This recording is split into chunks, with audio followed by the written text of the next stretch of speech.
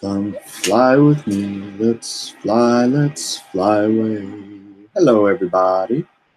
It is, again, my open iPad. Good afternoon, good evening, good morning, whatever the case may be. It is chill and chat time. I'm just going to draw, and I'm not going to show you what I'm drawing because it's the last page. The last page. I've been trying to get this done for so long. And I've been constantly interrupted one way or the other. So, hey, everybody's showing up. 21 people in here so far. Actually got myself a Starbucks today. Don't hate me. Their blonde is actually a decent brew, but as I mentioned the other day, got home from New York. My coffee maker was broken by, of course, that one right there. And haven't had it replaced yet, so I've had to get Starbucks. You got me again. With what? My non-clickbaity bait? It is true. I finally won a drawn and quartered. Oh, how happy am I? Oh, how happy is he who wins a contest on his own channel. So happy, exhilarated, jubilant, one might say. You took the bait. What bait? Are you working on the last page? I am working on the last page, and by gum, I am going to get this last page done today if it kills me. Although I did do, there's a lot of figures on this page because I didn't want to, the one page I did not want to, half measure. Although I didn't want to do that with any of them on this book because it's my book. But the last page is always, that's the page you leave the taste in the mouth for the next issue. And so I want to make sure this is a nice, sweet look in the page. So that is what I'm up to. How about all of you fine folks out there in YouTube land? I wonder how you guys find time to just jump on YouTube in the middle of the day, like every bloody day. I mean, don't you people have jobs? This is my job. My job is to sit here and entertain you to the best of my ability. Just trying to find a good adjective. I got nothing. I got nothing. So once I get you up there, where the air is rarefied, John Malin, we will cheat to win. Yes, John's Malin militia failed him yet again to bring home the prize, whereas my skills alone are what brought me to the finish line. My skills and my adoring fan base who come to my page and generally vote for other people. But at last, you guys came to your senses and voted for me. Thank you. I appreciate it. I am still basking in the glow of glory. Malin did nothing wrong. Malin. Where is Malin? Malin's usually not doing anything in the middle of the day, too.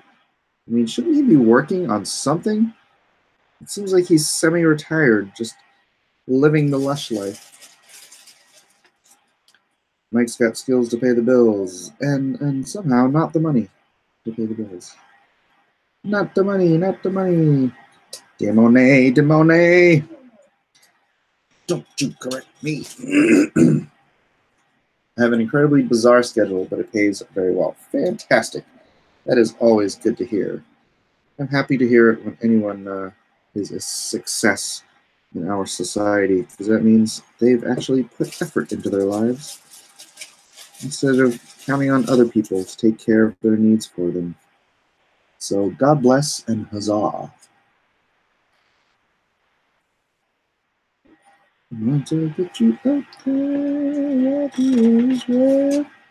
Yes, I'm using French curves and a crow quill. That is how I do. So I'm rebagging 4,000 comics. It gets boring. Yeah, boy. I honestly am not looking forward to the fulfillment, as in the bagging and boarding and packing and shipping of all this stuff, because yeah, that stuff ain't fun. And now I have over 2,000. You know what I noticed? So I have these Facebook ads running. I don't know if any of you guys have seen them. Tell me if you have. But I have Facebook ads running directly to my campaign, whereas my YouTube ads are running directly to my YouTube channel, because I'm trying to build up subscribers here via that direct source for longer term fan base growth. But as for the immediate growth of the Lone Star Indiegogo, yeah, I'm having my YouTube or my Facebook ads go directly to campaign. And I noticed when my campaign lapses on Facebook, my orders diminish. And it's not like it's not like I'm getting thousands of dollars a day, obviously. Don't do Facebook. If Zuck wants my info, he can go through my phone and as in Google it. Zach, it works. It's very targeted advertising. And so, like I was saying, if it goes, what was I saying? Zach, you messed me up. Artie Bear. Hey, Mikey. What's up, brother? I'm just working here. This is another room of the house. Working hard for your money. Hey, you know what? That was an adorable. I know I'm a guy and you're a guy, but that video last night of you helping your daughter put that it was a bookcase, right? No. It was her dresser. Her dresser. Okay. I couldn't see the whole thing, just the top of it, but that was really endearing. Yeah, you're good. Funny. You're a good dad. Thank you. So are you, Art. Thank you. When so I'm in New York, and I get this notification, PayPal notification from Wayfair for hundreds of dollars for something. I'm like, what is this? And I get home, and my wife says, "Oh, I ordered a new dresser for Eden." And I'm like, and then it comes in, and it's this huge thing. I'm like, so what are the dimensions? Did you measure? And she's all, no. I'm like, you ordered a dresser and you didn't measure the space to see if it's gonna fit. Like, this is why you don't order things when I'm not here. It fit. You lucked out. I saw you knocking around the wall for a stud. I was like, Mom, get a stud finder, man. It's easier. Dude, I'm not gonna run to the store and buy a stud finder in the middle of I don't have one here. My mom has one at her house, but yeah. I just figured that most guys, it was a standard kind of tool. Yeah, we have like 1960 plaster walls, though. So, I mean... So they're really dense, right? So you can't find them. So freaking dense, yeah. And it's hell on the Wi-Fi. Really? Because the plaster is on chicken wire, right? Yeah. So it's like having a Faraday cage in every wall of your house that blocks Wi-Fi signals. So...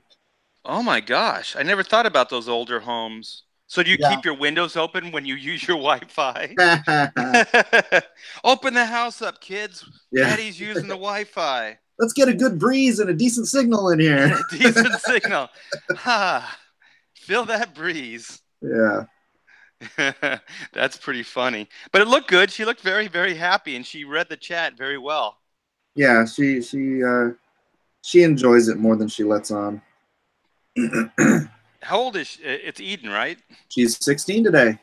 Oh my gosh! So that was her birthday present, the dresser, or part of it? No, but yeah, let me say that was. I'll Yeah. tell her it was. I'm The probably practice. gonna go get her new cell phone when she gets home. Oh, okay. She mentioned that yesterday as Yeah, well. Yeah. Well, you just go, this is part of, like practical gifts are still gifts. So, that's right. yeah. It's That's like, how dads think. that's how dads roll. Yeah. Well, I remember when I was a kid, you always had this one aunt, right? So on Christmas, they bring in like, it's a, it's a 12 pack of socks. Yes. And you're just like, Grandma, why? Or Auntie, whatever, why? And they're like, oh, because you need socks. Yep. Everyone needs socks. And you're like, oh, okay. And now you're like, man, I could really use some I socks. could really use some socks. I was That's really what I'm hoping like. for a Tonka truck, but I guess these socks are okay. Well, they're Tonka socks. They're Tonka socks. Well, nowadays there's Boy, Tonka was. licensing is everywhere, so they probably would have Tonka socks if they came out today. Yeah, but wasn't Tonka was like so huge when we were kids, wasn't it? Oh, it was a huge brand. Yeah, I mean, Right. it was the thing. I mean, who didn't want to be a construction worker in the 80s? Well, I definitely did. Heck That and yeah, moving dirt around the backyard in a tiny, yellow uh, steel press truck, whatever you call it. You know, well, they were built like they. steel back then. Are they Yeah, still? yeah. I don't know if they even still Right? make them. Yeah. I think they make them all out of plastic now. If anybody knows, do they still make Tonka trucks out of frickin' sheet metal? Those were the best, man. I used to fill that thing up with so much dirt and just drive. You just drive it across the yard. Yeah, I remember the Tonka trucks when I was a kid. I predate you, Mike, by the way. You could ride in them. They were big, like the dump truck. You could actually kind of put one knee in the dump Yeah. part, No, I and had then you that. could kind of ride it like a skateboard. Yeah, It's hard for me. It's hard for me to contemplate because I was a kid. But to me, when I was a kid, they seemed like they were about this wide. yeah. Right? So I mean, I imagine I was a kid, so they were probably 8 inches wide or something, right? I bet you they were the size you originally said, because you could, at least I could put my knee in and then just kind of like ride it like a skateboard. Yeah. Yeah, I totally did that. And you know what? Those things were built. I think it was Tonka Tough. Wait, it was Tonka Tough. Tonka tough. That was their slogan, their catchphrase. That's right. And you know what? That's why I guarantee you that's why they did that scene in Ant-Man. Oh my gosh! I never thought of that. When he's riding the truck, yeah, he puts the knee on and he starts riding like a skateboard. Yep. Wow! Now I know why that thing was so cool. I saw that scene and I was like, that is awesome. Yeah. Yeah. The director was probably like, "Hey, remember when we were kids? We Tonka Tough." Hey, what are you working on? I heard you were finishing your last page, and then you had the cover to issue 2. Cover to issue 2 is done already. If you want to see, Yes. yeah, I'm working on the last page. So this is what I did because it was so not busy in New York. Wow, that is amazing. And I inked most of this with a Bimoji brush pen, which isn't. It's my favorite brush pen. Definitely not better than a real brush though. So, you have a lot of control. You have a lot of control. So do you, my friend. So do you. I can't do that at a con though. There's no way I could do that level of work at a con. Sure you could. Yeah, it would just take me 10 hours. I have like a bruise or something like right here on my bone. And I think I saw the moment in that stream last night where I did it. Oh, when you were putting the shelf together, or your and I went like, ow! Isn't it funny? Because like you never know. I'll be like walking around and I'll have like big old gash in my leg or something, and I'll be like, when did I do that? And it was the same thing with my hand. I'm like, I must have done this while I was building that thing. Then I went back and watched the video, and I was like, oh, That's where it happened. Yeah. Well, I was going to a convention, and Amanda and I, we were flying to Texas, and so we were hurry. My wife always wants to be on time, so we're trying to get to the airport. It's early in the morning, and so I slipped on the staircase. I had the big, where you have all your gear and artwork and stuff, and they're usually really heavy, and so I slipped, and my foot kicked the wall, and so we're in such a rush to get there, and then we had a layover in Phoenix, and so the crazy thing about Phoenix Airport is you could have the gate right next, like it could be A gate that you get into, and then you have to go to B gate, but it's like a mile away. It's crazy amount of distance, and so we only had 20 minutes. So we're running from point A to point B, and they have the moving sidewalks, but they're not really helping, right? And all along, my daughter's like, "Come on, Dad, you wimp!" And I'm like carrying like 120 pounds worth of stuff. I go, "Okay, you carry it." She carried about like 5 feet, and then she's like, "Yeah, it's heavy." So, anyways, long story short, we finally get to the gate, and then we get to our destination, which is Texas. So the promoter is like, "Hey, have you guys eaten stuff? Like, I'll take you out to eat." And I go, "Yeah, but can we kind of go to my hotel room first? I just want to check on something."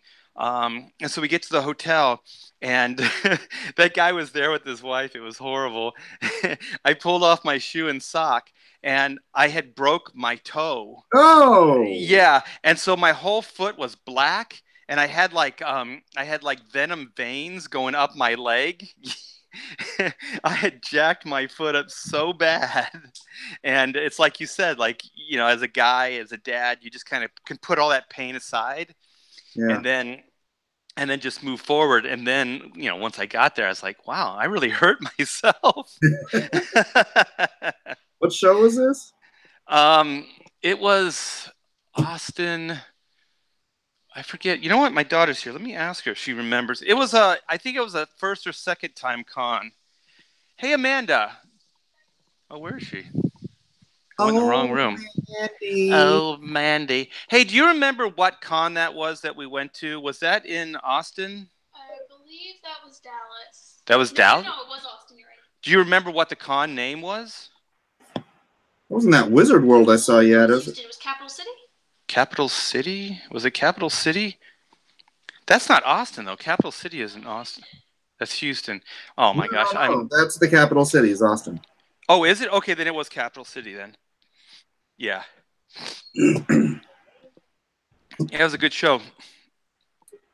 That's good. Somebody asked me if I broke even in New York. Yes, I did break even. I made some money. It just wasn't enough money to put this book off for 6 days. So how many days was the New York show? Was it 3? It was 4 days, but I had to get there. It's a freaking 5-hour flight, so you're like, that's a day of travel, and then a day of travel coming back. So yeah, so that's 6 days. That's a week. Yeah, 6 days. Yeah. You went with your son, right? Your oldest son. Yeah. And was that your friend that you went with too? I think I met him at the barbecue that one day. Oh, Johnny? Yeah. The barbecue. You got your crew, right? You got your crew, your setup crew. No, Johnny just came to hang out in New York because we're really good friends, and so he loves New York, so it was a good twofer for him. He lives here though in California, right? He lives in San Jose. Yeah. Oh, okay. San Jose. Oh, so the reason he was at your house then is because of the San Diego Comic-Con. Right. Okay. I thought he was like he lived in the neighborhood or close by. No, we got to get him to move down here though.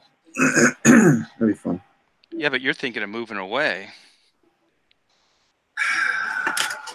I don't know what to do, man. I honestly don't know what to do. So let me tell you my airport horror story. Okay, here we go. So I had to go to the Netherlands for a show out there, DutchCon, a couple years ago. And I get to the Philadelphia airport, and I go to what I believe is the correct. Dude, the Philly airport is so huge. It's like enormous, right? And so I've got, a 60-pound bag on my back. I'm carrying my other bag, which was probably 75 pounds or something. It was some crazy amount. And so I'm sitting there waiting and waiting and waiting at the and I look at the time and I'm like, man, they should have been boarding by now. So I go up to the guy and I'm like, I don't see, anybody boarding. He's like, oh, what flight? And I'm like, this one. And he's like, oh no, it's at this other thing. And so I don't know how I misread it. But he's like, I'm all crap, it's still there, right? So he's like, oh yeah, it's at this terminal. And I'm thinking, okay, I'll just run over there real quick. And I go and I look at it's like a quarter mile away. Yep. So I am running. Like you're in the army. Like I've got the 60-pound back, plus I'm dragging a corpse. So I'm like, your best friend. As hard as I can. I'm like panting. It's so bad, and it's just like a movie. I get to their terminal. The freaking prick couldn't have called the other one and said, "Hey, your other passenger is waiting." No, I get there, and it's like in the movies when you get to the window and you just see the thing coming off of the plane so that no one else can get on board. You know what I mean? Oh my gosh, you missed your flight. Oh. And that flight is only once every 24 hours. So whereas I would have had one day in the Netherlands to actually take in the view, instead, I got to the Netherlands, cab to the airport, or not cab, they picked me up and drove me essentially straight to the con. So it was con, hotel, airport. I've done shows like that though, but never where I had to fly so far though. Yeah, I went and got a passport. I all this stuff. Yeah, so that sucked. Yeah, that's not good. Yeah, those huge airports are just a joke. I hate those things. Yeah. They got to get teleporters or something where we can get from point A to B faster. Yeah. Hey, were you listening before you came on? Not really. I was talking about the Facebook advertising. Oh, okay. Is it working? Because you and I were going back and forth on that. Yeah, well, my ads dried. My ads fulfill. I don't know how you say it. The budget ran out of what I had set, and I kind of let it go to see what would happen. Dude, the sales freaking screeched to a halt. Wow. Yeah. So whatever sales I'm getting on a daily, I'm sure there's some that come in from YouTube and whatever, but I have those, like I said, those Facebook ads are targeted directly to my Indiegogo. And that is feeding, even if I only break even, right? Say I'm paying $500, say I get $500 worth of sales. Well, that's $500 worth of sales right now. But that is an email address of someone who likes my book, who's ordered my book, who is more than likely going to order the next one. And will enjoy that book. Right. Well, hopefully. They will. That's my goal. No, but it's long-term marketing thinking. It's you want to constantly be building up that email list of people who support your projects. Right. Is that your budget? Is that what you set it for? Is 500? It changes. Each time I do it, I just add more. So I don't know how much I've spent total. I'm not really paying that much attention. I just noticed that my sales stopped. Yeah, this whole week for Black and White has pretty much slowed down because there's that middle part of your campaign that kind of just lulls. Yeah, Yeah. yeah, but I'm post campaign, so I should be lulling the whole time. But I don't want to be in that position, so that's why I'm continuing to advertise. Yeah. Coca-Cola, number I'm one gonna. for a reason. Yeah, just keep advertising. Yeah, I'm gonna look into. I did a little bit on my Kickstarter for my art book, Uh-huh. but we just did I think $200 or $300, and then we did it for a long period of time, like 2 weeks. So I think to get more exposure, the shorter amount of time and the more money, right? Then you get more exposure in a Um, concentrated time. well, it's dollars per day. So Yeah. if you're gonna spread $100 out for a couple weeks, you only get a few bucks a day worth of advertising. Like I told you before, my friend that does this for a living, he's like, if you want a $500,000 campaign, you got to spend $25,000 advertising. Ay, ay, ay. Yeah, I'm like, Do you think this is what like Polito's doing, Brian, on Lady Death? Because I know I he's don't. got a lot of Facebook ads. I see them whenever he runs a campaign. I should ask him. I just asked him about some shipping information. I don't know if you saw that on the Twitter feed. No, I didn't. It's in the group chat, Okay. or I could just send it to you. But yeah, he sent some information on who to use for shipping and whatnot. Oh, please. Yeah, that'd be great. Yeah. Yeah, because I think, shoot, I think he was running a campaign around the same time we were for the Oodles art book, and I believe, yeah, it was showing up constantly. You know how you had that little box, that little rectangle that shows up in the corner on your Facebook feed, Right. those little ads. So I saw that almost continuously through his campaign. So he was probably spending some big bucks on that Yeah. because it was almost always there. Yeah. I'm gonna. You wish you had all the money to do all the things you want to do right away, but Yeah. But I mean, it's like you're probably going to have more when it's all said and done to work from. But the thing is, I mean, we're building, and so ideally, your next project will be bigger and bigger, right. and as they progress down the line. And so, we're still building an audience and a platform because this is all new. I mean, this is all pioneering this new way of getting people. And so there's going to be a lot of trial and error, and we're both artists, so we're not making crazy money, so we don't Yeah. have a lot of investment capital to put into the advertising and getting word out. It would be great if we did, but Yeah. the only way we can really do this is kind of what we're doing right now, talking and trying to encourage people to get the greatest book in the world, which is Lone Star.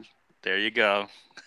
And What? what's the You other? said the What's the greatest. other? There's one greatest. There can't What's be the two other greatest. book? There can't No, be two greatests. the ultimate greatest book, which would be Black and White. The better than the greatest book. The better than the best. The better than the the best. the best of the So best of the best. the way I am, like I mentioned, how I think if I'm gonna put $500 into it, and if I only make $500 in sales, it sort of is a wash, right? But for long term, that makes a lot of sense because you're building your audience, Right. right? So short term, dude, you know that whatever you make, say it's just a wash, you're still going to get that money back at in when your thing's over, when your campaign's over.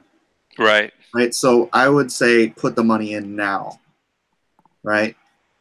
And Yeah, actually, you've convinced me because we have been talking about ways of because the thing is sometimes with these you end up using up your social media because there's only so many people that follow you on these different platforms. yeah. So after maybe 2 weeks, you've probably hit everybody that's in your, friends list or whatever. So you constantly got to be trying to look for and finding new avenues to advertise. The YouTube thing is great because I'm sure your YouTube is lighting up now, but every day we get, 10, 11 new people. So, we're doing really good. And I took your advice. We're doing 2 videos now every day. So, we're trying to get new content out there and entertain people, hopefully entertain people along the way, because we don't want these platforms just to be, us selling things. We want to be able to be somewhat entertaining at the same time. So, yeah, I mean, I think maybe I had a little bit of expectations going into this, but I think the way it is now, I'm really happy with the way everything's going, and I realize that I'm in it for the long haul. So I'm not in it just to put out one book and retire. I want to put out many books. I'm a creative guy, and I have a lot of ideas. So the way I'm trying to look at it is, as long as we can pay for this campaign and sustain ourselves for a couple months until we can do the next campaign, then at this moment in time, it's good enough. You know what I mean? Until we can keep building and keep building, and hopefully there'll be bigger success each time we release a new project. Yeah, I mean, it's, I look at it. I don't look at it so much as the Ethan model, because he's this YouTube sensation. I look at it more like the Brian Pulido model. Yeah. Like you build it, and then you keep building it, and then you keep building it, and then who knows, someday maybe I'll be able to add the Ethan model in, because my channel will grow to tens of thousands. I mean, I'm at 3,250 now. Congratulations. That's pretty awesome. good. Yeah, I'm happy about that, but that's still not being like anywhere near where Ethan is, Right, but like when I got involved in this, and Ethan told me, he said, this was over a year of me investing, 2, 3 videos a day, for a whole year. That's quite a commitment. And that's, then you go, okay, well, you earned that success. You built that thing. Yeah. So I know you started kind of building your YouTube just about the same time you launched LONESTAR. So you've built this. I told everybody this before. I said this on your show as well, that you are the biggest inspiration for me, because you kind of came from. I mean, you have your following, your comic book following for the 25 years you've been working in the industry? 26. 26. So you have that, but basically your YouTube platform, you built based on what? You had like 120 or 200 people? 160, I think. 169, maybe? Yeah, and what was that? Like, it was under 2 months ago, right? No, I think it was 3 months ago. 3 months ago? I think so. But okay, so that's like 1,000 a month. That's a lot of followers. That's a lot of people. Yeah. And now you're dying because you're working too hard. I'm dying. Working myself to death. My colon. Yeah, juice up. Juice up with some caffeinated. Yeah, that's my old man joke. My colon. Colon blue. Yeah. So yeah, hopefully, you just keep building and building. But I'm patient, and it's hard sometimes because, like right now, we're kind of lulling, but we're going into the last week. So I'm going to have to start hitting the campaign hard. I'm going to have to start asking some favors of people like Mike. Have me on. I got bags of favors for you, brother. Talk about, thank you. Talk about black and white, all that good stuff. So what is this black and white you speak of? Oh, it's a 48-page graphic novel that is currently up on Indiegogo, and it's heating up. It's lighting up the charts, and we're at 23, almost 24. So I'm hoping to get to 20. I think we're 150 away from 24K, and at 25, we release the next stretch goal. The Kraken. The Kraken. No, that's Bigfoot. That's Bigfoot's Kraken. Oh, right. Yeah. The Kraken. That thing's kind of small, though, to fit around Bigfoot Bill's waist. All right. Well, maybe Bigfoot Bill's just much bigger than we think. Yeah, maybe. Maybe he's a big. No, that can't be right, dude. The Kraken should be huge. Yeah. Are you just now doing the math? Yeah. It's like It's like baby Kraken. It's like right out of the egg sack. Well, you know what? Okay, I just came up with a story idea, and I hope this isn't a spoiler alert. But just think about this, okay? So if this indeed is the Kraken of myth, then isn't the ultimate conclusion to Bigfoot Bill has to be that Kraken reaching its full potential, right? It has to become huge, right? Enormous. There you go. Spoiler alert. Yep. You know what the Kraken's first name is? Bill. Butt. Butt Kraken. The Butt Kraken. Bigfoot Bill and Butt Kraken. There you go. Yeah, it's like Cecil and Nurkish. Yeah. It's like peanut butter and chocolate. But in the butt. Kraken. Stinky and new. Oh gosh. Yeah. Are you working right now? I'm actually taking a little bit of a break, but we're going to go live, I think, at 2, and we're going to do a huge black and white Q&A on YouTube. So if anybody's listening, at 2 o'clock, black and white Q&A. Get your questions ready. Ask me anything. Yeah, so we're also going to have a big preview of the book. So some of the pages that we haven't showed anybody yet, we're going to preview, and then we're going to do some before and afters, and we're going to read some fan letters from 1994 and show some current fan art and fan art from 1994 as well. So very nice. So, dude, when you do the advertising, have you done Facebook advertising before? Did you say that? Yeah, for the art book. Okay, so you know that you can do like super laser targeted advertising, right, on Facebook? Yeah, where you can kind of go comic book fans, sci-fi, like that type of stuff. I mean, you can narrow it down to like, Captain America or popcorn. I mean, you can narrow it down so much that you're hitting your exact target audience. So for you, I'd be doing things like Image Comics. Let's see, James Bond. Anything that you would use to kind of pitch your book. Focus on that, because that's what people on Facebook do. They mark down exactly what they like, which is what makes their audience such a valuable target for advertising. That's good advice. And I didn't think about the genre aspects of it, like spy thriller, James Bond, even hot chicks you could do, right? Like hot chicks, well, action chicks. You're just not as smart as I am. Right? I'm Oriental. You're half. What do you have? What are you doing? Uh-oh. It's behind his back. You said I'm only half smart?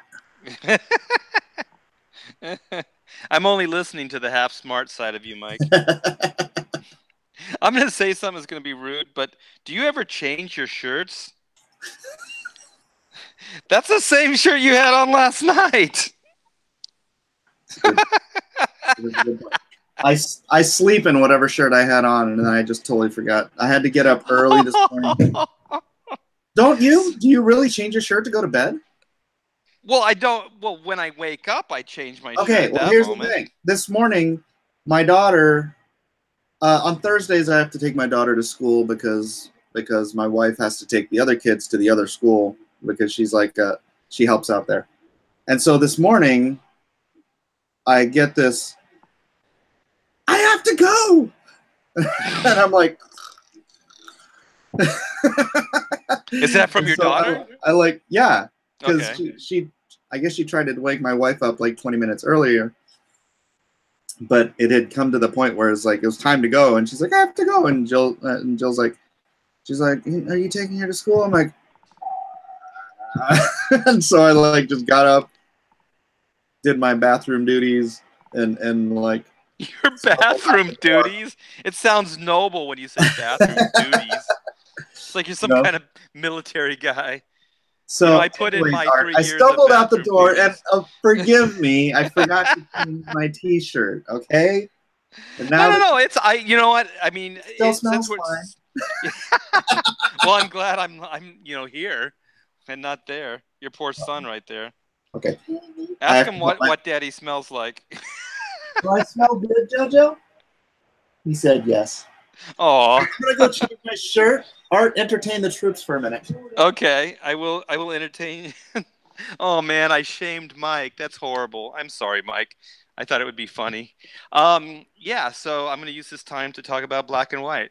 So Black and White is a comic book that I originally put out in '94, Image Comics in the heyday, 25 years ago.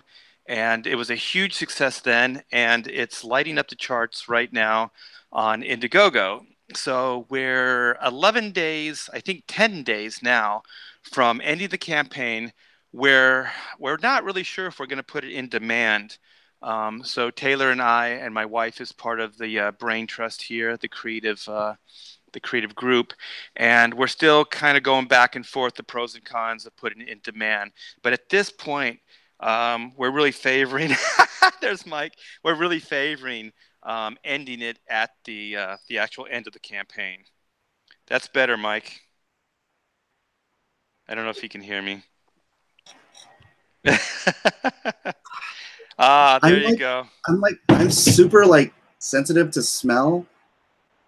So it's like if my shirt smells anything other than perfect, I can't deal with it. I can't deal with it. So then you shouldn't have changed your shirt. You should have kept the Ramones shirt on. But you shamed me, Art. I know. I feel really bad. I figured somebody else had to have noticed, right? Yeah, but everyone else was too polite to say anything. I know. I'm rude. I'm sorry.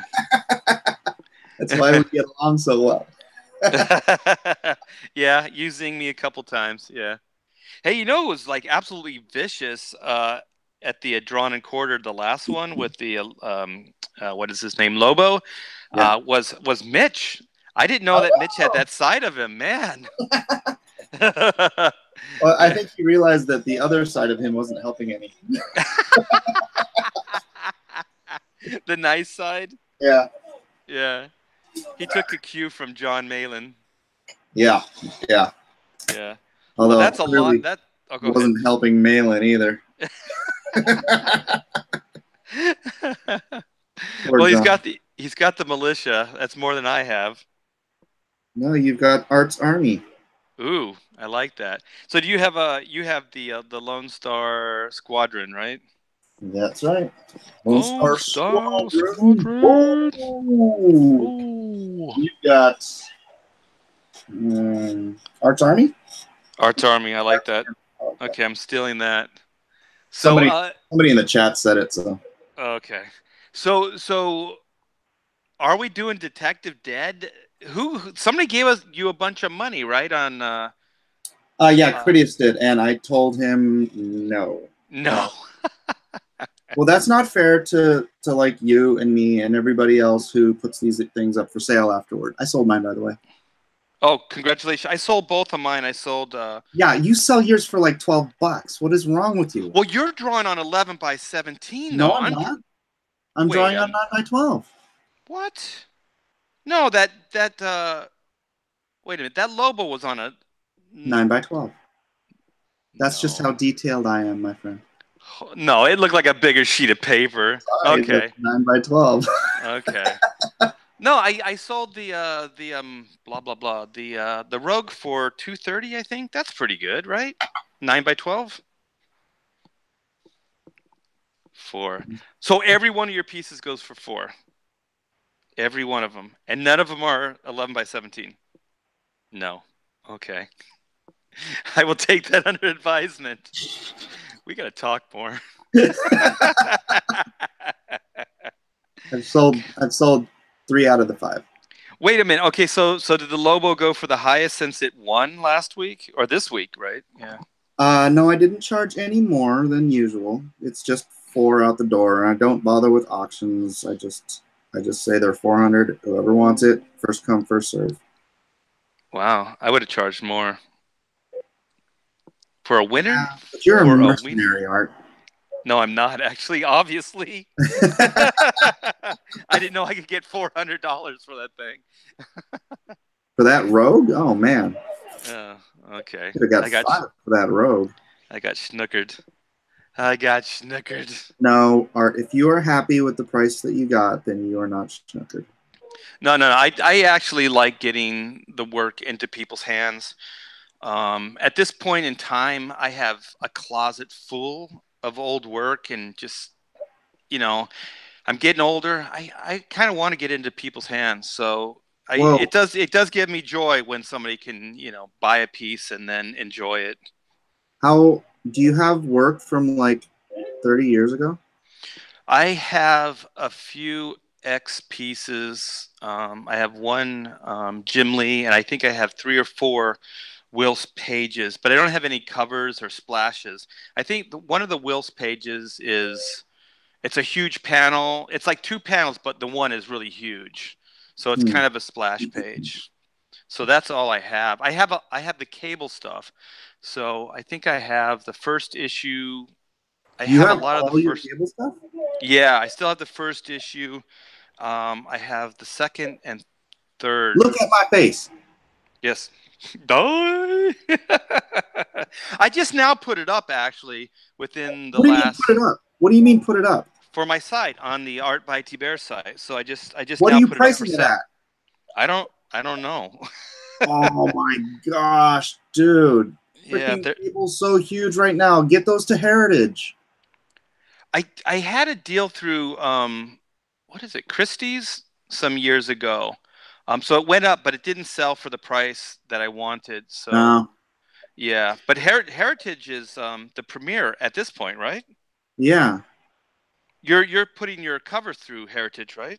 Yeah, I want to see how they do. They haven't listed them yet, but pretty soon. So one or two a week, I think, something like that. So if it does well, I'll be excited. If it does not, I'll be very disappointed.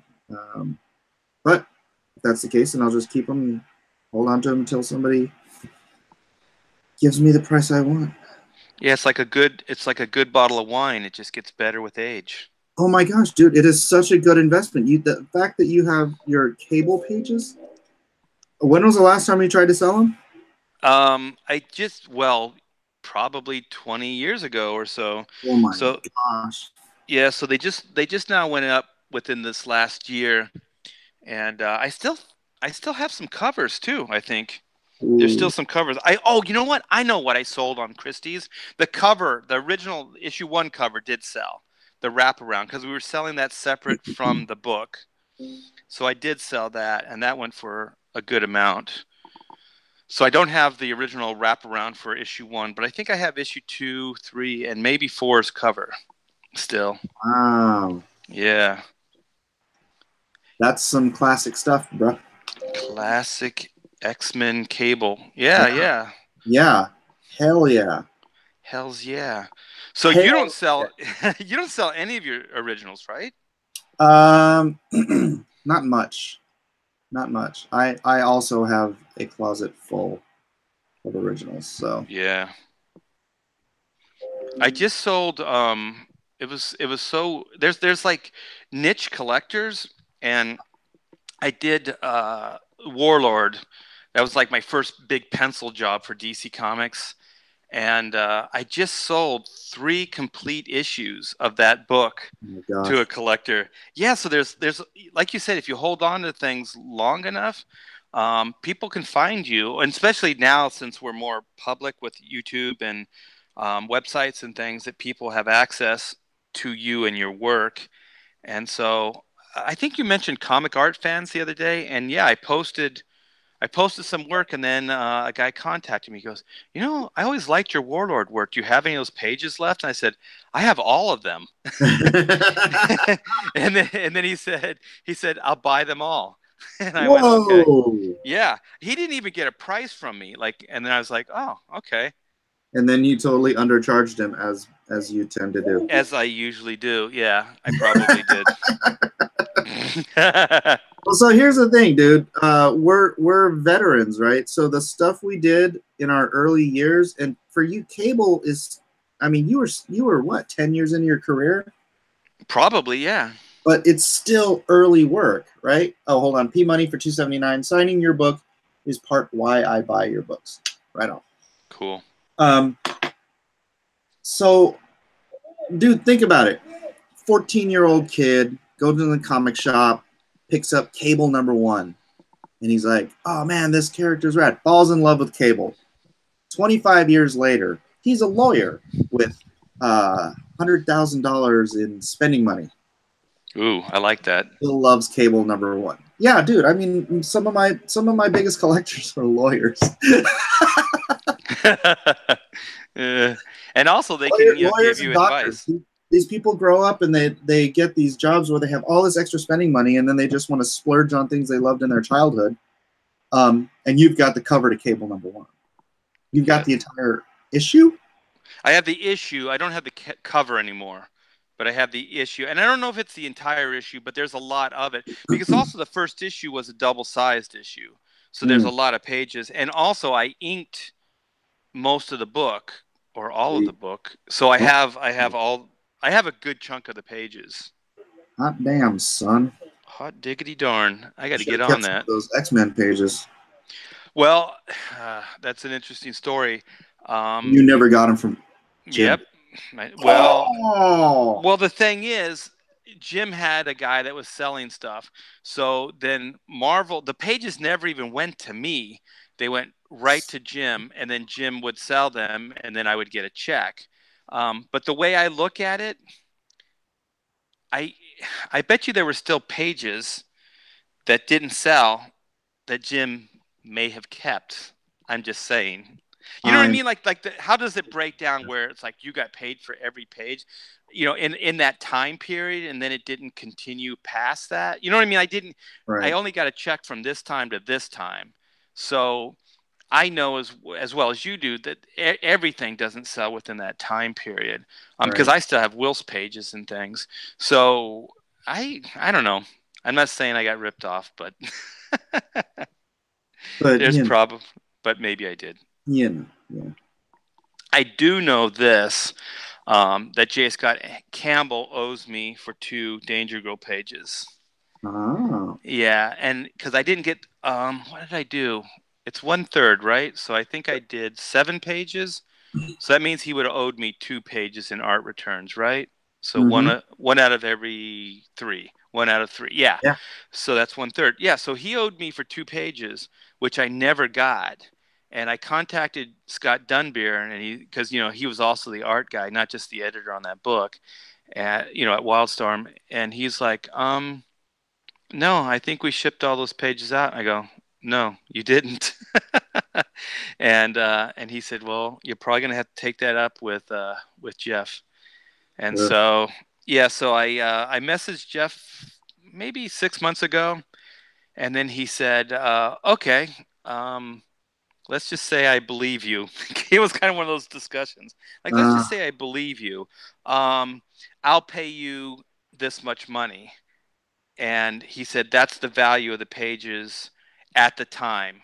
And I said, no. That's not the value of the pages now. These pages are worth thousands of dollars each. Yeah. And then he's like, no, I'll pay you for what they were worth in the day.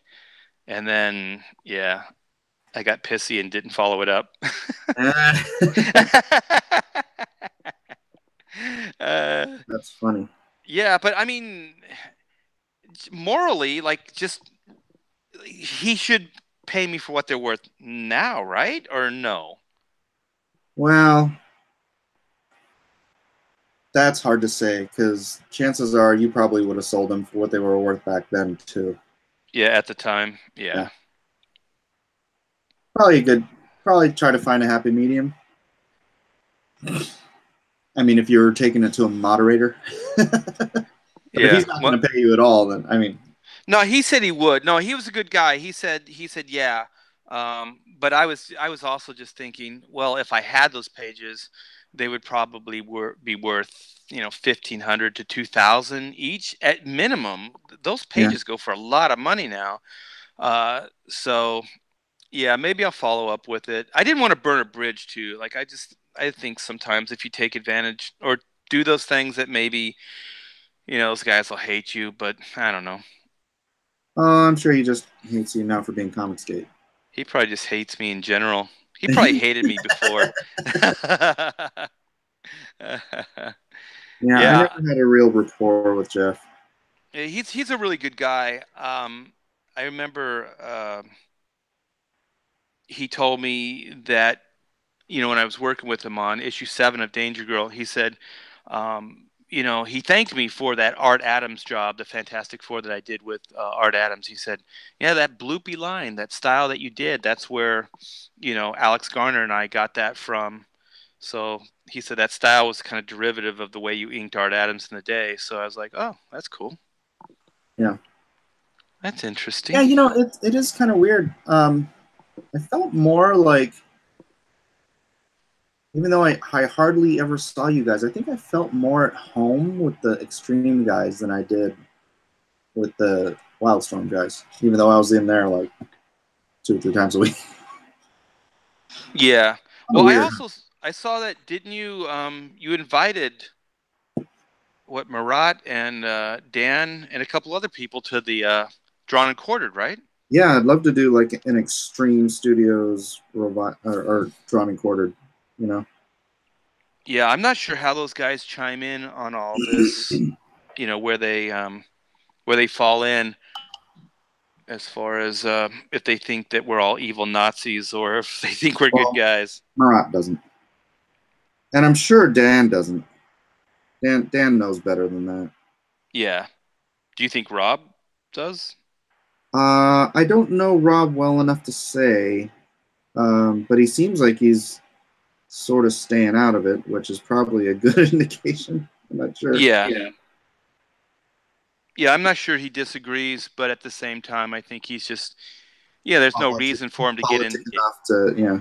Yeah, to get involved. I mean, there's absolutely no reason for him to do that. So, yeah, you know. Well, I didn't intend to get him in here as part of Comicsgate. I mean, Drawn and Quartered isn't all Comicsgate all the time. It's just for, you know, it's artists, man. I want artists in there. I'll take Jim Lee. Hell yeah, you will. I'll take him on and I'll crush him. I'll take him on. Well, I think your Lobo was good last week, but I think your Starfire the week before should have won as well. That thing was really good. Oh, thank you. The ones you did prior, they were okay. Hey. I forgot this isn't Drawn and Quartered. I got to be nice to Mike. We don't talk smack now. There's no smack talk. No smack talking on my show. Well, hey, Mike, I got food here. It's getting cold. I just want to pop in, say hi. And if I could give a little plug for my YouTube, I'm going to do like a black and white jam extravaganza bash. And we're going to show some previewed pages that haven't been seen. And we're going to be doing a Q&A. So if you guys have any questions, start preparing those now. Ask me about, I don't know, my career, black and white, anything you want, I'll answer. And then we're going to read some fan letters and stuff as well. So it should be fun. All right. All right, bro. Bro, ha. Coming in. Yeah, you do good, man. Brohim. All right, man. Take care. All right, man. Thanks. Peace out. See ya. What is this? Oh my goodness. Is that just now? No, that can't be right. Notification October 5th. Sorry, guys. I'm reading what I think is an old email. Okay. Anyways.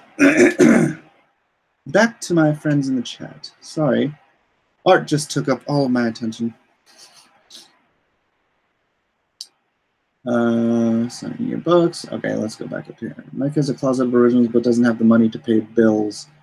Yeah, it's true. And you know what would happen if I dumped all those originals on eBay like at the same time? They would be completely devalued, and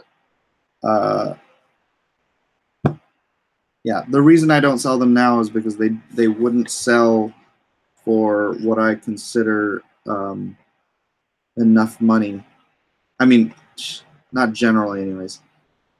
I dislike the way the comic book market works. There's the right fan for the right piece, and if you don't have that fan in the wheelhouse of the auction or the moment when you have that piece up for sale, then that fan misses out, and you miss out as an artist on a bigger payday, and getting it into the hands of someone who wants it just more than anybody else. So it's a really weird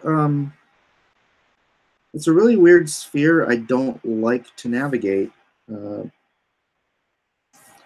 So yeah, so no, most of it just sits there in my closet, and you know, someday I'll figure out some way to get rid of it or not. I could just keep it.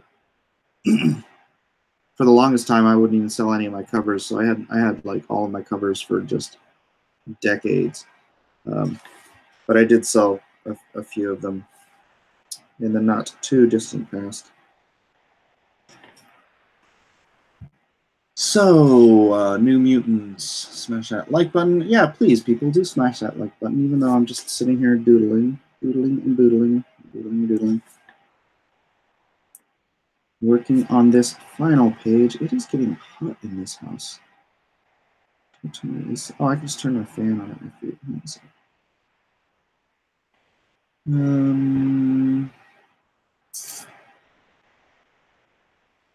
Yeah, we're still talking about art.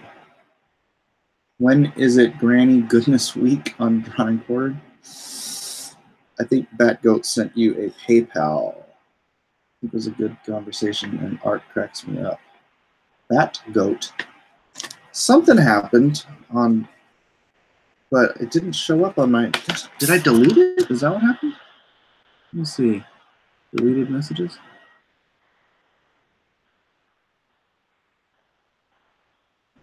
Boopity doop. Schmoopity boop. Boopity schmoop. Need a gallery. Yeah, that might be it. I don't know. Maybe gosh, but then I had given stuff to an art dealer years ago, and it was the same thing. It's like when you first put stuff up on the market, it sells for what I consider good prices, but because you have so much stuff up on the market, it diminishes in value. Law of supply and demand. So I don't know. If anything, if I were to maybe put like one piece a week up, something like that. That's what Heritage is going to be doing with my pieces. They're going to put one piece a week up for 1 or 2 pieces a week for like 7 weeks. Yeah, Mike, it's called Hong Kong art buyers. Yeah, I could use some of those. I feel like digital artists are losing out. That's absolutely true. Absolutely true. I think with the way like Injustice, right? Injustice, I think, and Tom Derenick are the only games in town for original Injustice artwork, because I'm pretty sure everybody else involved is all digital. So, 20 years from now, when those 14-year-old kids I was talking about are lawyers and doctors and Bitcoin investors or whatever, they're going to be looking around for those Injustice pages, and it's only going to be me and Tom. Or actually, it's only going to be me, because I think Tom sold all his on eBay already.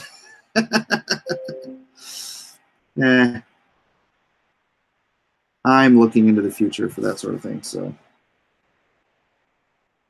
I've got friends and art dealers and stuff. They're like, sell it now, it's hot, it's hot, it's hot. I'm like, yeah, it's hot now, but this is a book that has brought people into the very hobby of reading comics.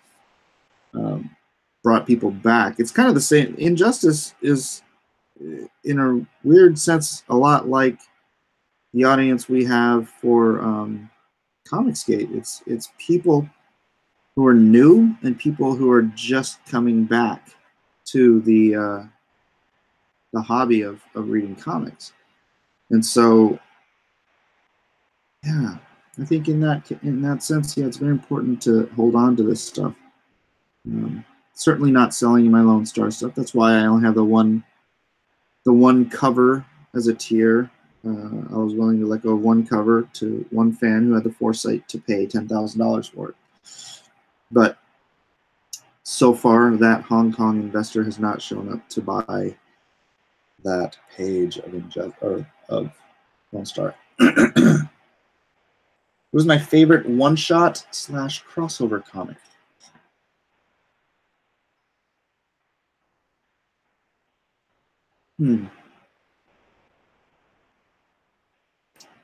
My favorite one-shot. I don't know. The thing that pops into my mind is, but it wasn't a one-shot. It was a single issue. I think it was Action Comics. It was that What's So Crazy About Truth, Justice, and the American Way issue. I think of Action Comics. I think it was drawn by Doug Mankey, if I can recall correctly.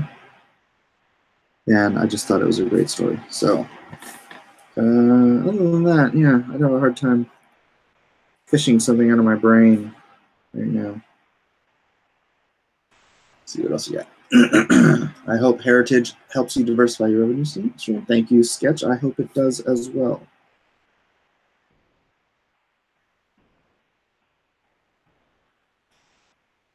What you're saying is I need to develop an art selling website for you guys. Well, there's already art selling websites with all the art fans. Comic Art Fans is a huge site for that sort of a thing, but I just don't have the time.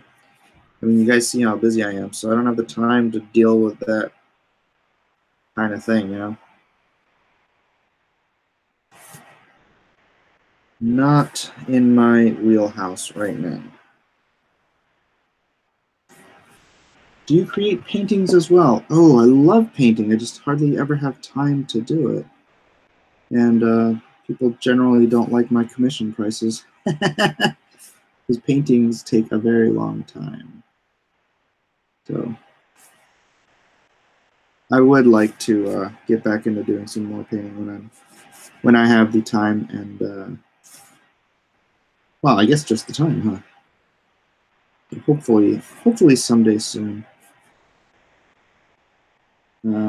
I've been doing more watercolors lately than oils, but I really enjoy oils. They are fun and forgiving. Collecting is addictive and expensive, yes. Why doesn't he rely on us? Why don't I rely on you? Is that who you're asking? Why don't I? Or why who? Let's see.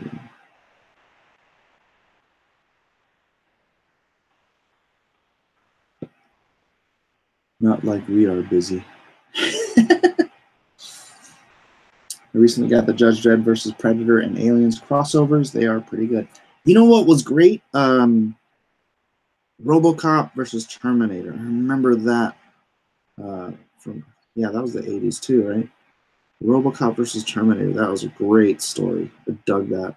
I think it was if I remember correctly, it was Walt Simonson and Frank Miller. Frank Miller, no relation to me.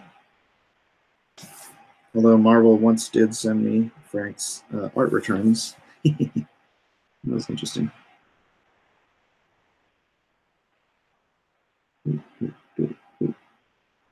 Right. Oil is still best. Yeah, I really like oil. I like the way it feels to work with them. I really do want to get into it. Get back into it, anyways.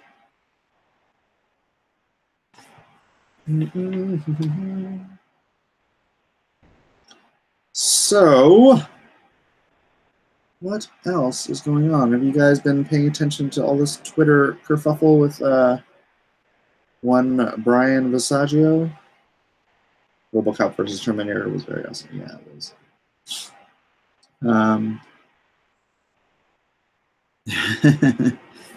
Apparently, Mags, our not friend. I guess I'm not friends with Mags, anyways. But I was blocked today for simply responding that Ethan, someone said something about Ethan being, oh gosh, I don't even remember now. But yeah, I mean, Ethan is like, he's making more doing just the YouTube, never mind the Indiegogo, just the YouTube. He could quit drawing comics and make a better living off of YouTube than he made working as a full-time artist at DC Comics. And that, on top of the Indiegogo money, anyone in this space who tries to say that that's somehow he's a failure, I mean, what deluded world are they living in? I mean, jeez Louise, it's so much stupid. Mags is mentally ill. I can 100% agree to that. 100%. And I guess when you're mentally ill, yeah, I guess you can't comprehend simple truths like that. Like, hey, you know, I mean, Ethan was a top paid guy at DC, and he's still doing better just on the YouTube end than the DC end. So yeah, maybe it's just jealousy. I don't know. You guys think it's jealousy? They see the green-eyed monster is just coming out and skewing their perspectives. Don't feed the trolls. Truth. I did say something a little less than complimentary, which I deleted because I thought better of it after a minute. So I don't know why I'm mentioning it now.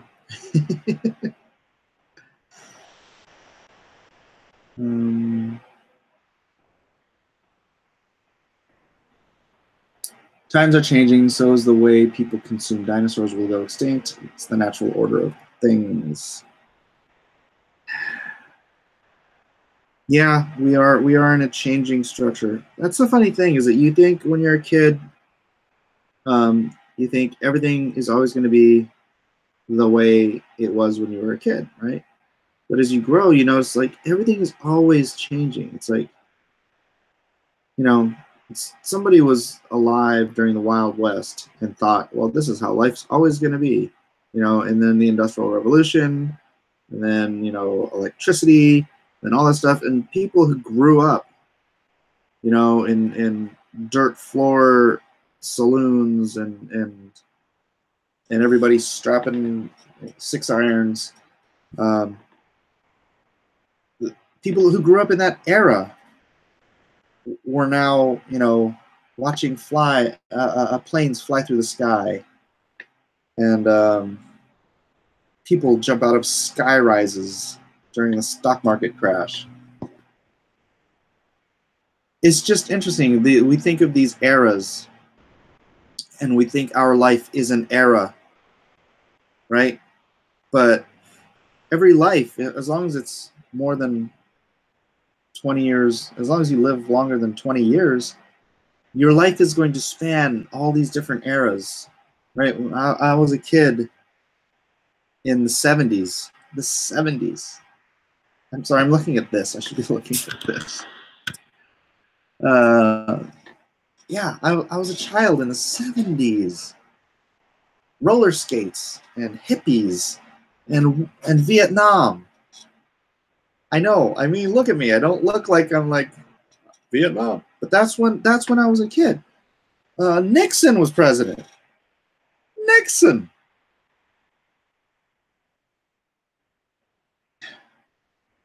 And then you go through these, you know, the 80s is a whole thing to itself. And it's not like each decade comes with generational shifts.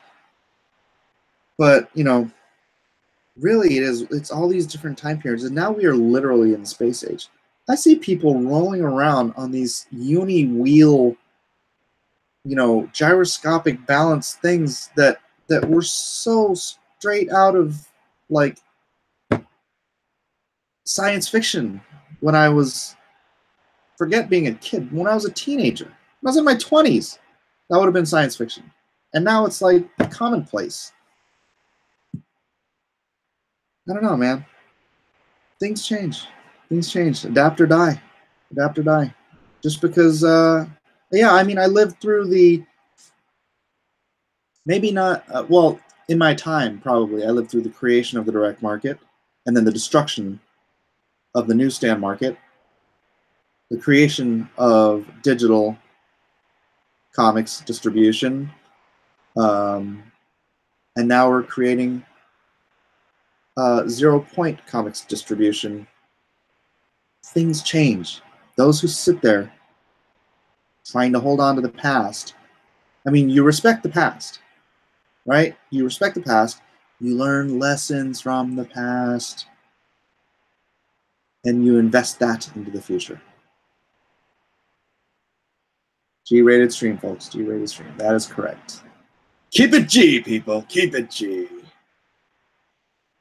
So yeah, that's what we're doing. And those people who think they're progressive, but they're so regressive when it comes to how the future of comics is going to look. Hey, you know what? 10 years from now, 5 years from now, they'll eat their words. I posted that falsely labeled Gandhi quote, because I guess it wasn't Gandhi that said it. You know, first they ignore you, then they mock you, then they fight you, then you win, something like that. And I posted, I was trying to post that to Mags, but I was blocked because I pointed an arrow to the "then they fight you" part. Right after they fight you, you win. So that's where we're at. You are here. You are here. We are fighting, and we're winning. And it is driving the dinosaur industry apoplectic. And you know what? They're not going to go down without a fight. They're not going to go down, you know, quietly. But one of these days, they are going to be the ones knocking on our door, begging us for scraps. Because everything changes.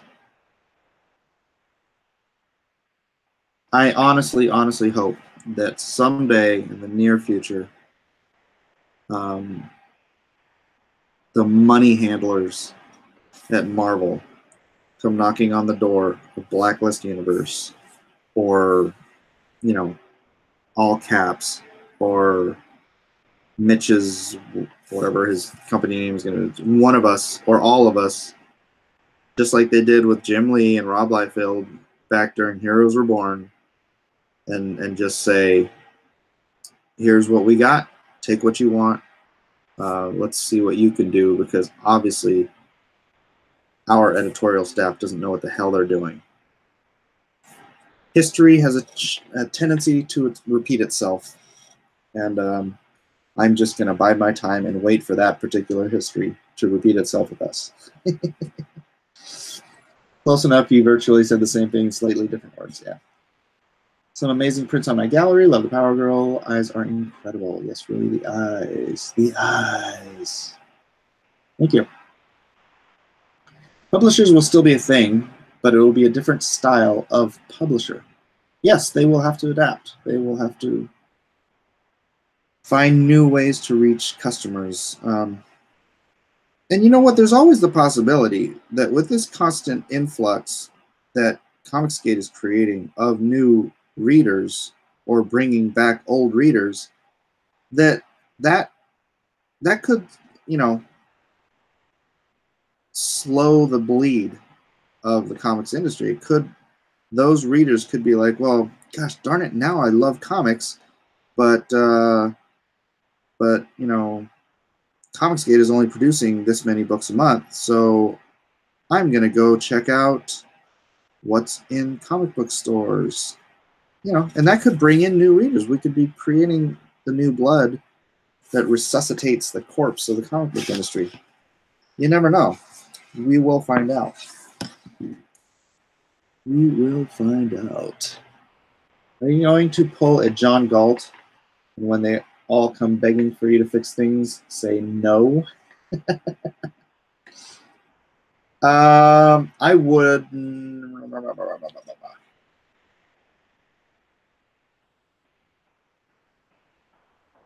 I'll cross that bridge when I get there. If that ever happens.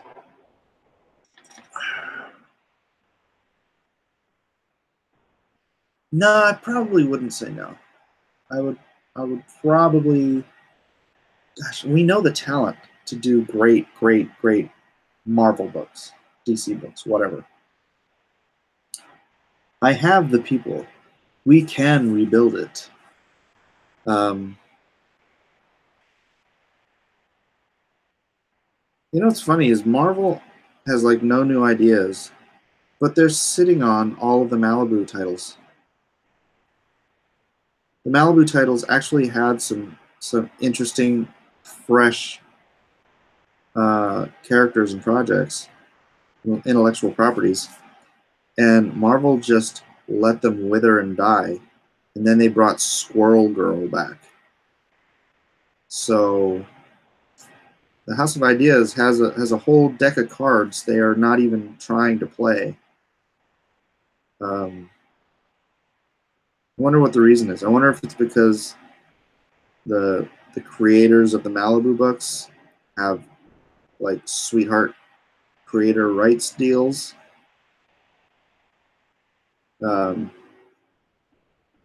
Marvel doesn't want to. Marvel doesn't like to share.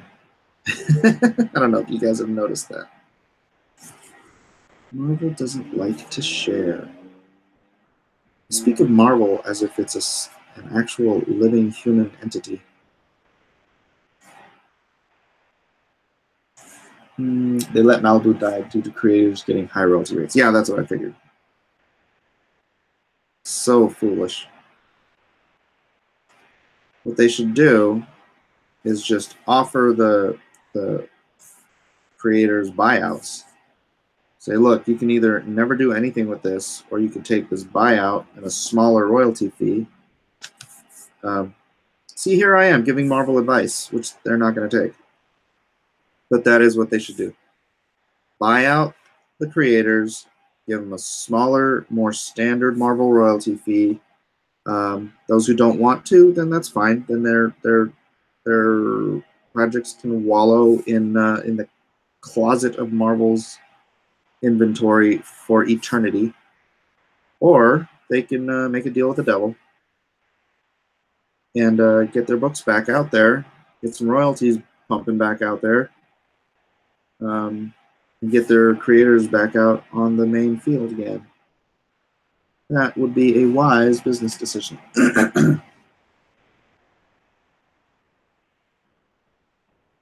Turn the whole room into a green screen. What, my room? You don't like my cacophony? Mess? My visual mess?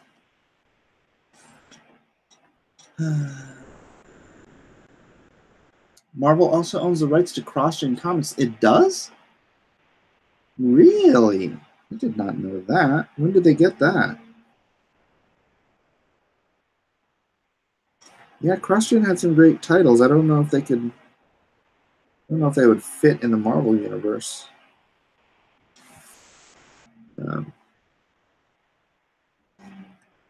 But I guess Marvel's having a hard enough time producing, their own line of decent books.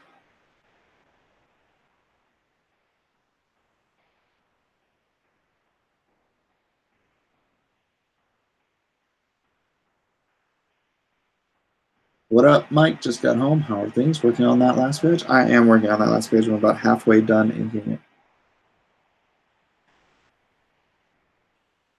Oh, DC is sitting on Milestone. It's funny, isn't it? It is funny. I'm not a hoarder. I'm just too lazy to freaking clean my room. Actually, that's not the case. This room becomes the dump of the house. Like, I think I've mentioned it. When something doesn't seem to fit anywhere else, someone ultimately dumps it in here. And then I'm like, leave me alone.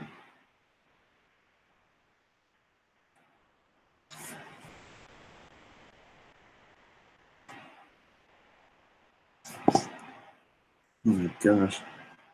Can't believe I'm so close to being finished with this book. Can't wait to... Actually, I can't wait to work on the script. Right now it's all just plotted, so I need to go in and finish the script. And my colorist said he's just adding some touch-ups, so I should be getting some color pages soon. Very happy to hear about that. Boy, I can't wait to see this in hand as a printed book. I'll be so happy. I love that, man. Love it. Love it. Love it.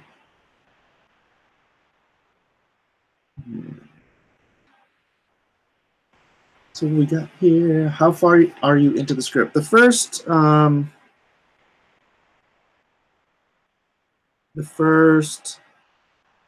well, actually, script-wise, I only have what you've seen, and I may do some tweaking on that script and then have it relettered. Not 100% sure. I want to stick with the letter I've got. I do have someone else I like working with. Will our dog tags have novels? No, they will not. Gosh, darn it, I should have gotten those by now. I need to contact the manufacturer and see where they are. Thank you for reminding me. Still have to get my stinking cards made too. But that shouldn't take long. I've had cards made before and they're like really quick. But I don't know. Tim Lim seems to be having a hard time responding to me, so maybe I'll get somebody else to hit him up for me.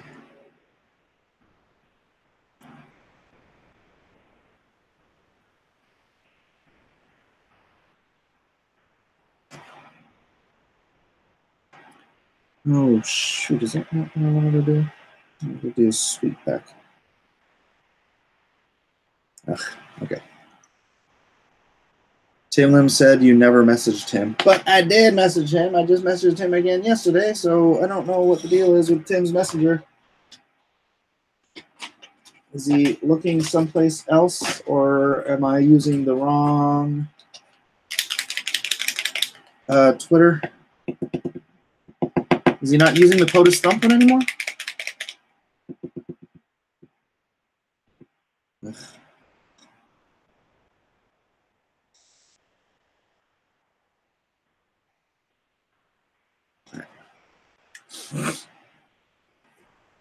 Bring Tim on? Well, heck, if he can't even respond to my Twitter, then I can't send him a link.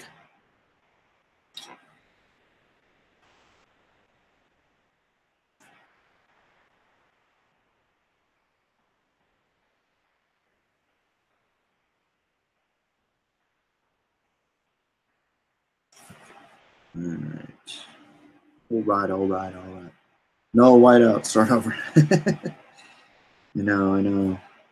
You're right. Mm-hmm. Oh, it just reminded me of your hearing that Sally. You're right. I know. It's Carrie Fisher. Carrie Fisher. Cute little Carrie Fisher and Harry Met Sally. She was adorable in that movie. What does the on a slab tier mean? It means it is graded. It is CGC graded.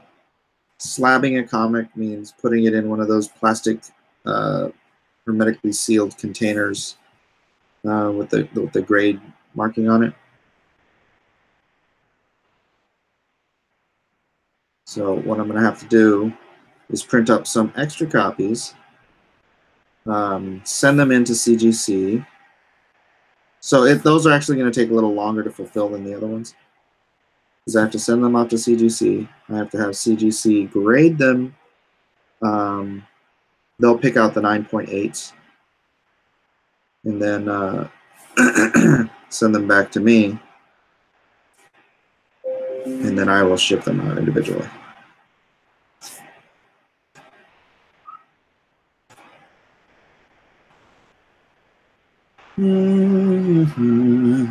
So many artists are coloring originals without digitizing them. Lost for revenue. Coloring originals without digitizing them. What does that mean?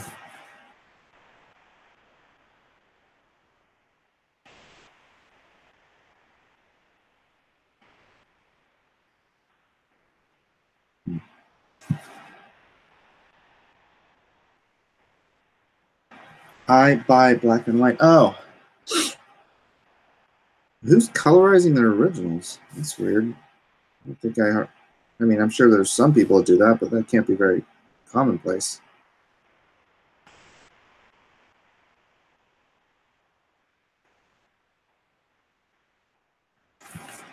I've got sunshine on a cloudy day. When it's cold outside. Elliot did. Oh, he just drops red on. But that's the thing. Black, white, and red, you know. It's kind of the format he's going for. Make black and white prints before color. Make more money. Well, I don't know. It's not a lot, you know. There are very few people who would rather have black and white. So at that point, it's a cost-benefit analysis. Are you going to really carry, you know, a whole different set of prints just for that rare person who likes black and whites? And yeah, I've met those people. And when I had black and white prints, they did buy them. But, you know, it's really not worth it to carry them to every con you go to. You know, because those people are just not many. Cost-benefit analysis.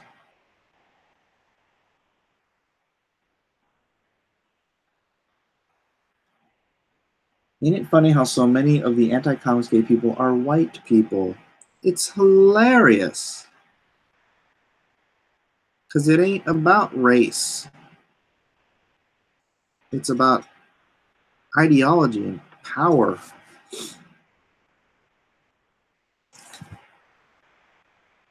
You know? It's the old guard standing against the revolutionaries. We are. Well, no, that's the youth of a nation. I'm not a youth. But we are the revolution. You can't fool the children of the revolution. Did you hear DC's Secret Six is going to be heading to CBS? Also, Scarlett Johansson's Black Widow movie is a go and just getting $15 million. Well, I hope it's good. I got no problem with her getting the same amount if she's going to be able to bring in the same amount of money. Well, you know, they never know, so whatever. It could do just as well as any other Marvel movie. Actually, I'd be surprised if it didn't. So good for ScarJo. Good for her.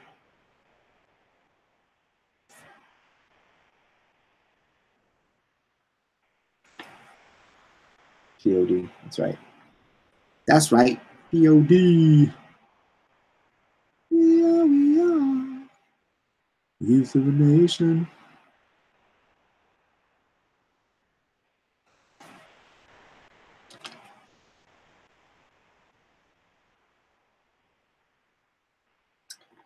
Investor implies that you're giving money to have something made that you own a percentage of to get a return. I don't know if you're referring to that or if you mean generally buying. Oh, you're talking to Sketch. I think you count white men separate. Comicsgate is a pretty even group. He must be responding to something totally different. I have no idea.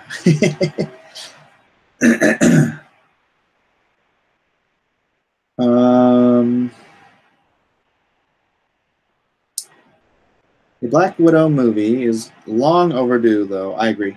I think it could be good, especially if Winter Soldier is in it. Yeah, I think it could be awesome. I mean, Marvel produces some pretty good movies, so there's, yeah, it could be fantastic. Let's hope they put the right team on it. I'd want it to feel more like James Bond than a you know, Avengers flick, though.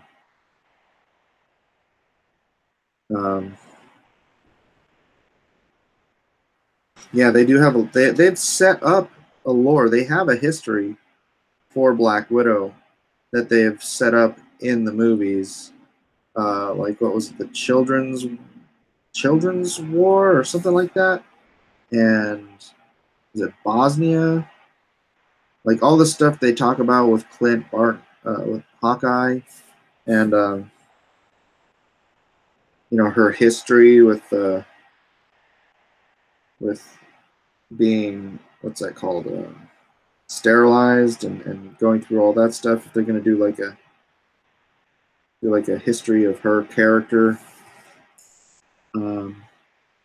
yeah, they got a lot of material, I think, to work with already in the lore of the Avengers universe.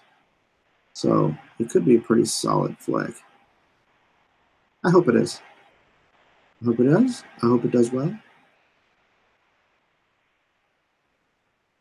The Red Room story, yes.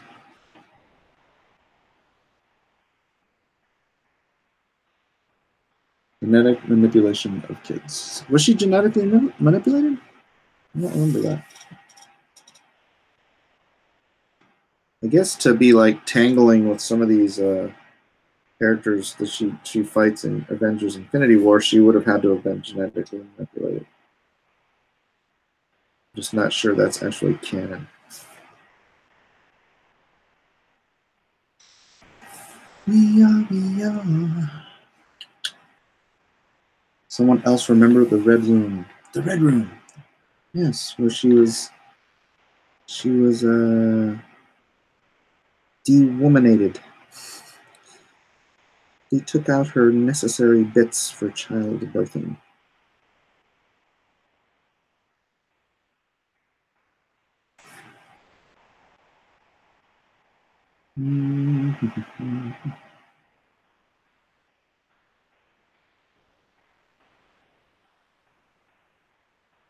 Information.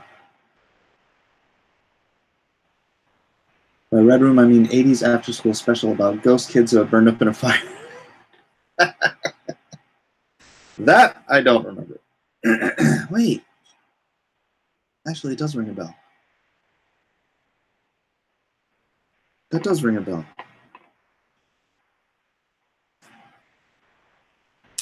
Nothing solid, though.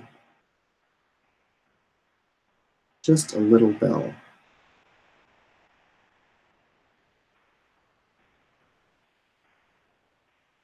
What do we got going on here? All right, Wonder Twins activate.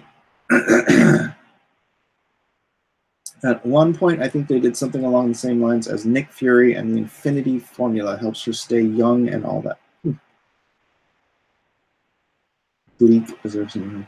Secret Six was actually pretty good. That pleases me. Happy to please. I am here to please you.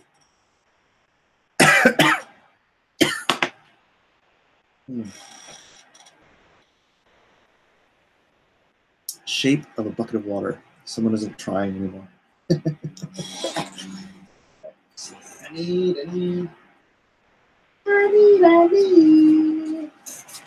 I need a freaking ellipse. There's my ellipse. I need a freaking ellipse. There it is. That's about the size of it.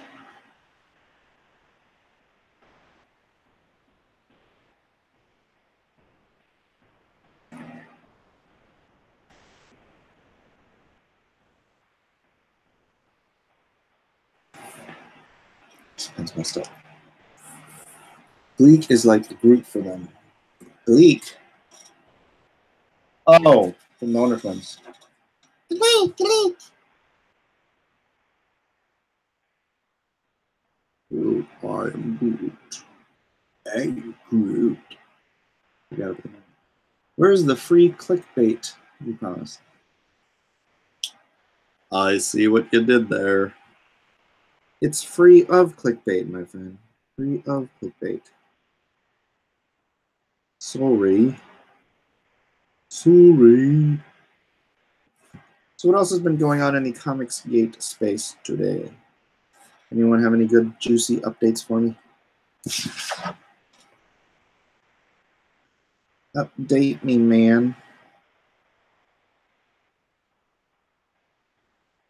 Right. I think I should probably not spend all day online doing this. Need bait for troll fishing. I need to get back to doing the Got Mike pieces, but dang, I've been so busy.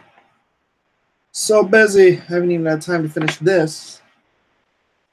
So that's kind of like fall on the wayside. And then I have Eden's birthday parties tomorrow night. So I don't think I'll be doing the Night's Watch tomorrow night, unfortunately. But yeah, maybe I'll do something. Dennis, what? Why are you yelling at me, Dennis? Mike needs a clone. Mike could use a clone. Mike could use a couple of clones. Multiplicity. Mike.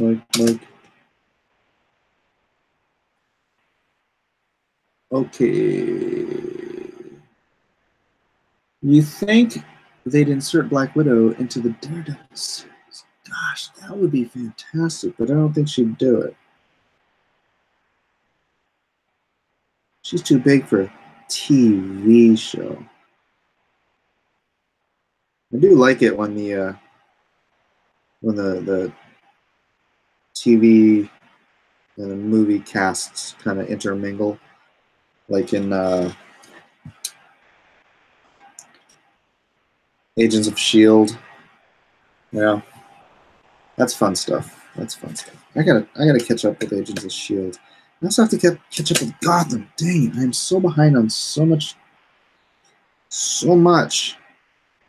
I'm too behind. I'm gonna lose my geek cred. I haven't even watched Doctor Who, although that just came out on Saturday.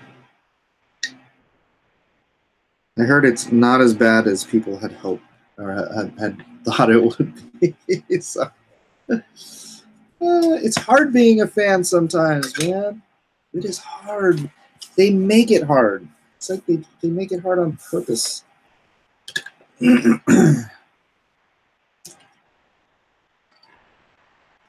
Oh yeah, they should totally have Felicia Hardy. Black Cat and Daredevil would be great. Yeah, they need to bring in more heroes into Daredevil.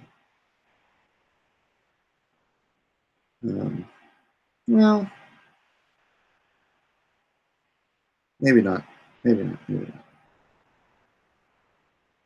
I don't want to crap on the one solidly good show that they're producing at Netflix Marvel.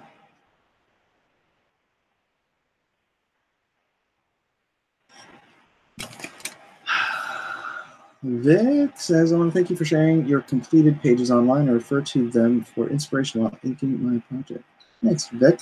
Sorry I can't show you this one. It's the last page. I want to keep a little something under the hat. You know what I'm saying? I am inking most of this page with a quill. I don't know if I should jump back and forth to my brush.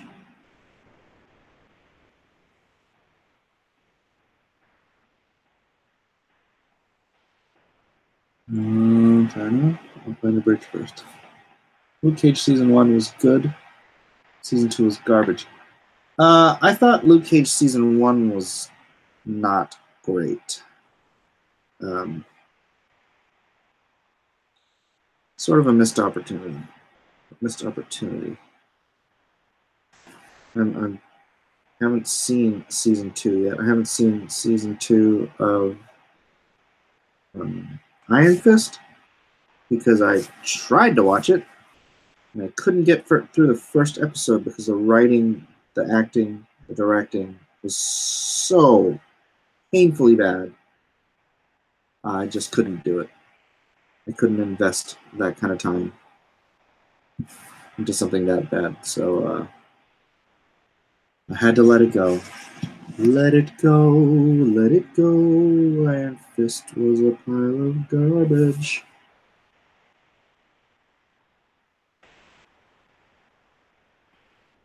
I mean, I was hoping what I would get was like with Matrix, where, you know, in the Matrix 1, Keanu Reeves was like really stilted in all of his fight work. But like by Matrix 2, he had learned a lot more and been practicing a lot longer. So he just got better with each Matrix movie. I was hoping I'd see that with Iron Fist, but the writing, like I said, the writing was so bad I couldn't handle it, so I had to beg out. I did try to start watching Man in the High Castle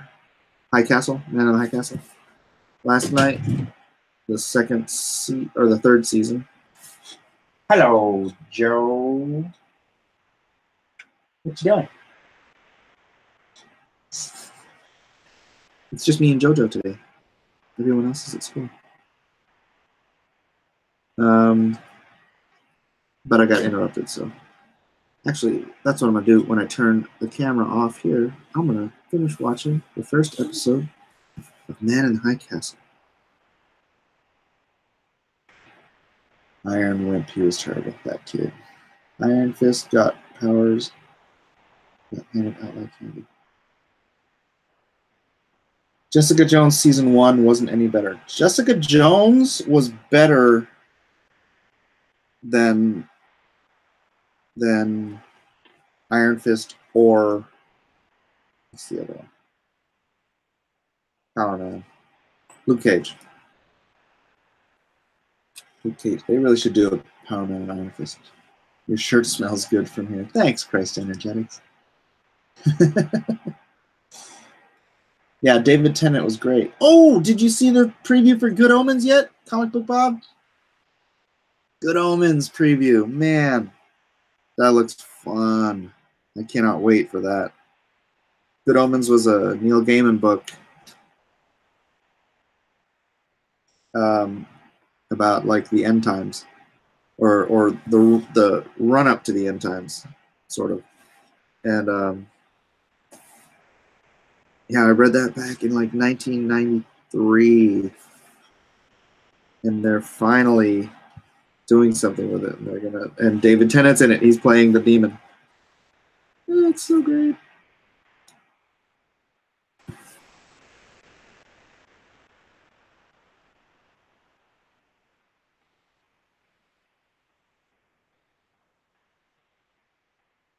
And I'm trying to remember who the other guy is. Where do I know him from?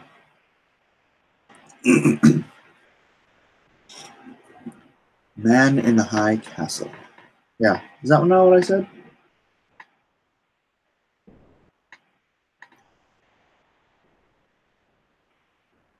Good Omens was great. Yeah, the demon is the goose guy.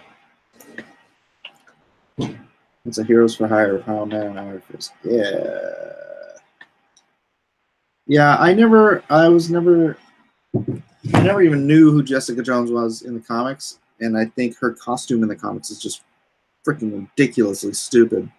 So I'm glad she's just like, you know, hot biker chick looking, hot mess biker chick. I think she looks great. I always like that actress. So I don't even know her name, but she was in Breaking Bad. But before that, she was in She's out of your league. She was the best friend, and she's out of your league. I don't know if you guys remember that. Which was funny because I always thought she was better looking than the girl who's supposed to be the one who's out of the guy's league.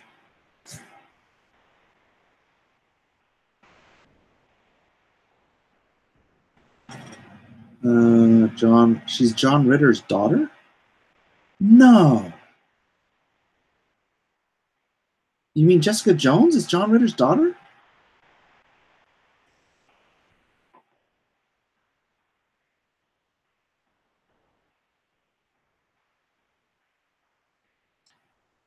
Wow, I didn't know that. It's great. John Ritter, man. That guy was awesome.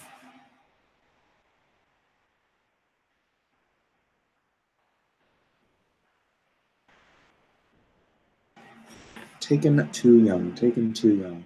Kristen Ritter. Oh, wow. This I did not know. I should have known. Says the Purple Man. The Purple Man. Jessica Jones.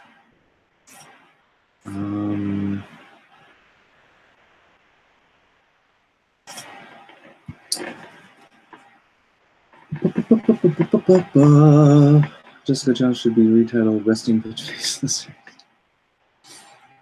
But I think it's good. I think it's good. She plays a good character.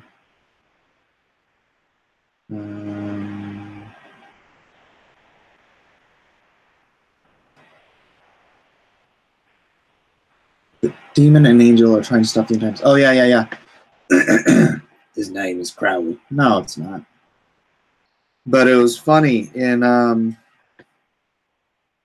it's like the line I remember from that book is like right at the beginning. The demon like kills somebody. And he says, just think of it as avoiding the rush. Because the end times are coming. It's funny. Like I said, it's been like, how many years? 93, 20, 25 years since I read the thing. So I don't remember all the lines. I remember enjoying it, though. But yeah, if you haven't seen the trailer for that yet, go check it out, guys. It's cool. You could play it here, but you know how that goes.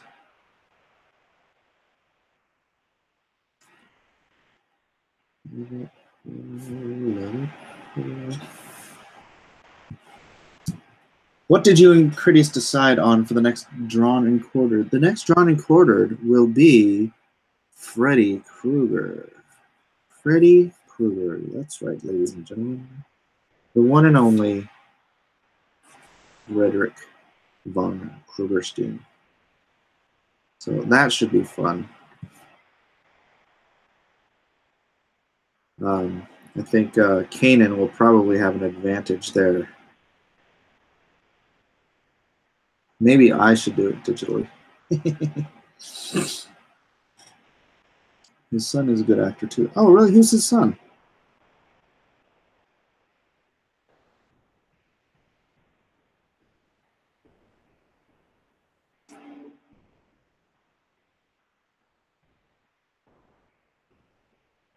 Malin, start prepping now if he wants out of the bottom three. Ah, is Mike doing a South African accent?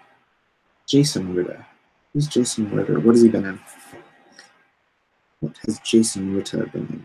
South African. South African. This is how you do a South African accent. Sort of a Dutch accent with a little bit of a pinched jaw. Actually, one of my very good friends is South African, but he's a very flamboyant gay fellow, so his accent gets a little muddied by his affectations. I don't know why it's necessary for you to change your entire accent when you come out of the closet. That's happened to more than one friend of ours, mine and my wife's, where they'll speak like perfectly normal people, perfectly normal intonations, and accents and whatnot. And then they come out of the closet and suddenly they're talking with lisps, and it's like all affectation. And it's like, you know, you don't have to talk like that. But it's, and I know there's some people who did before they came out of the closet too. But I'm just thinking of a couple of people, and it makes me laugh that they made that kind of like decision to just change their mannerisms. Interesting. Christian Ritter isn't John Ritter. Her parents are Kathy Taylor and Gary Ritter. Pikas from District 9. I'm South African, and that was a pretty good accent. Thank you, Superman. Cecil talks like that normally. Yeah. Cecil said that's, I don't know if he was being facetious at all, but he said that's why his parents put him in a Christian summer camp, because they thought he was gay. Because he talks like this. Who's that actor that talks like that? Can't remember his name. Chuck Dixon.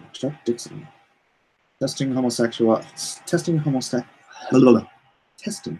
Okay, we retracted it. Now I don't have to read it. Some people just take a while to come out of the lisp closet. The old lisp closet.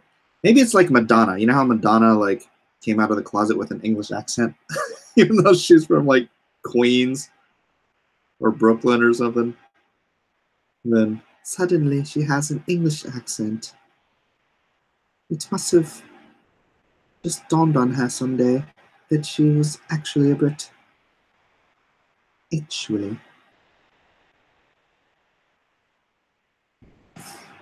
Let it go.